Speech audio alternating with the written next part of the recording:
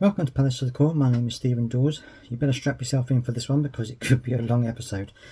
Okay, so before I start, I just want to say about the preview video, which I normally do. The one I did for Everton was actually done. I recorded it, I uploaded it to YouTube, but for whatever reason or another, I do not know, I kept it as private. So it didn't actually get published. I don't know why. Obviously, it's a bit silly to release it now because the game's already gone.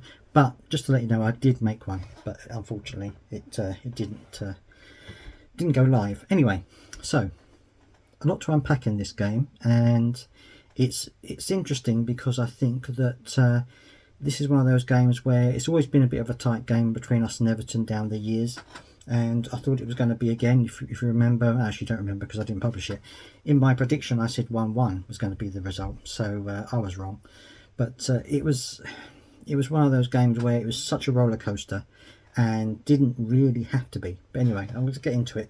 Eze made his appearance from the get-go in this game, which is fantastic to see him start the game. Elise was on the bench, which is another plus for us. It's great to see him back to some kind of fitness and form again. And I was really quite optimistic because having Eze back, we didn't have Doucouré. He was on the bench, but we didn't have him on the pitch, which was a bit of a disappointment for me. But you know, at the same time, I thought we were going to be doing a good job out there, and it quickly went wrong very early on. First minute of the game, actually, the first minute of the first half, they scored a goal, which to me was a bit of a sloppy by us, which kind of mirrored the goals throughout that game that they scored. Was a little bit sloppy by us in some respects, and it left us chasing the game very early on. But I felt that we actually we managed to bolster ourselves a little bit, and in Eze from the very beginning, from the very first whistle, was playing incredibly well. And then just after a few more minutes after that, he managed to get a penalty. He was fouled in the box, went down and got the penalty and managed to score it as well. So it ended up as 1-1 after only before even 10 minutes of the game had been played, which was fantastic. Obviously, a great turnaround, great response from us. And from then on, Everton had their moments. I mean, they were playing okay, but I felt that we had the lion's share of possession. I felt that we had the lion's share of passing and things like this. You look at the stats, we had more possession, we had more shots on goal.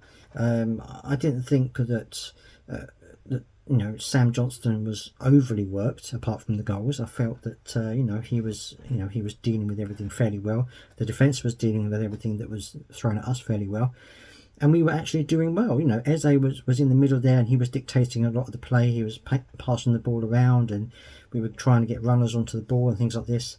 Edouard was okay. I felt that a couple of chances that he took a little bit too long with, and was able, and then Everton were able to either get the ball off him or Pickford was able to save it. I felt sometimes it took a little bit too long to get his shot away, but that's just, a criticism of him.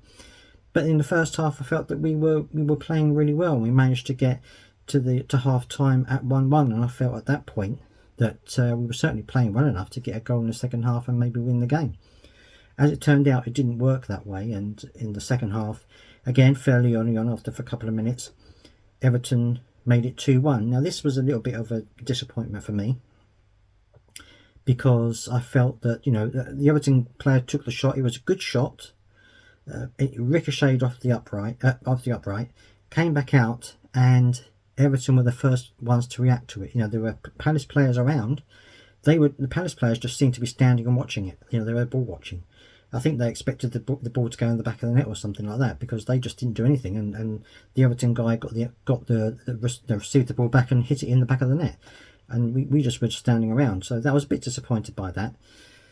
And so at 2-1, we then had another uphill climb really, but we were still on top of the game. I felt we were still possession was really good. I felt that we were bossing areas of the pitch. Second half, not quite so much for Eze as the first half, because I think that they managed to contain him a little bit better in the second half. But certainly he was still getting plenty of opportunity on the ball, and we were still passing it around and creating chances ourselves. Again, Edouard had a couple of chances which I think possibly he took a little bit too long with, but it was also good defending and good goalkeeping by Everton in order to keep him out. And then we managed to make it 2-2, and this was a good a good goal by Edouard. It came into him, and he managed to control it really well first time, and flick it past Pickford. A great second goal, and I think that at that point it was 2-2, and I genuinely believed at that point that we were going to be able to win the game, because we were so on top at one point.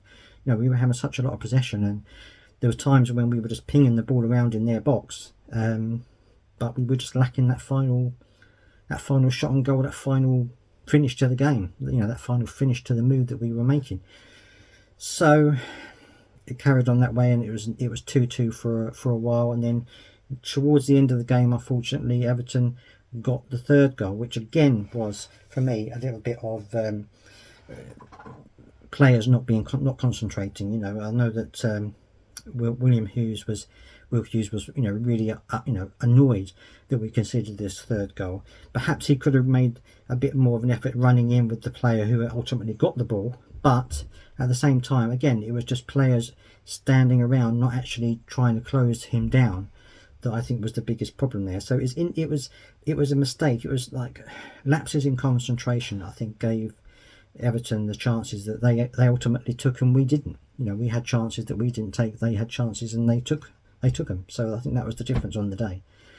And so obviously the game then ended 3-2 to Everton. There was also another contentious moment where Eze was again in the box and was tripped, but this time he was given a yellow card for diving, which I think was I don't think that was right. If you look at the replay, the Everton player did catch his foot.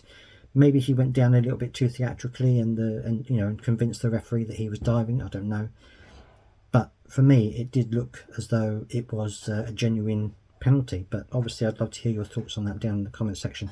Let me know whether you thought it was a penalty or not, because that was a bit of a contentious issue, and I know Roy wasn't happy about it in the interview afterwards. He said that he didn't think that was a simulation either. So then that's how the game ended, and it was such a shame because we had dominated that game in periods, and I felt that was a good opportunity. Our attacking ability was actually really good, having Eze back in there. Elise came on with about 20 minutes to go, and he did really well as well. He was trying little tricks here and there, and almost got us a goal with a sweeping Zaha one of his typical type shots, curling it with his left foot and trying to aim for the top corner. Obviously he's a little bit rusty, but he hasn't played for every year, but he's still a really good person on the pitch there, linked up well with Eze, as we know they can. So there's promise there for the future. Unfortunately for us, it wasn't this game against Everton, but I think that there are positives we can take from the game.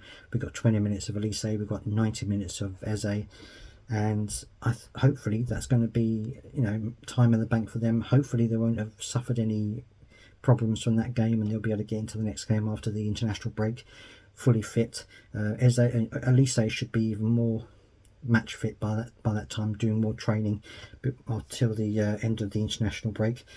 But Roy for me was a little bit off again. I mean, in the post-game interviews, he seems to have been a little bit off. The commentator talked about the positives of Eze and Elise being on the pitch, and he said, well, if you want to talk about positives, but I don't think you should be talking about positives when we've lost the game 3-2 the way that we did. So he was obviously a little bit upset by the whole situation, and I've noticed that's more and more happening. What's happening more and more this season than it has previously. In his previous tenure, I know that there were Palace fans who were saying that they were annoyed that when we lost a game, he'd be standing there smiling or chatting to the opposition coach, or shaking his hands and being jovial, and that used to annoy people, the fact that we'd just lost a game.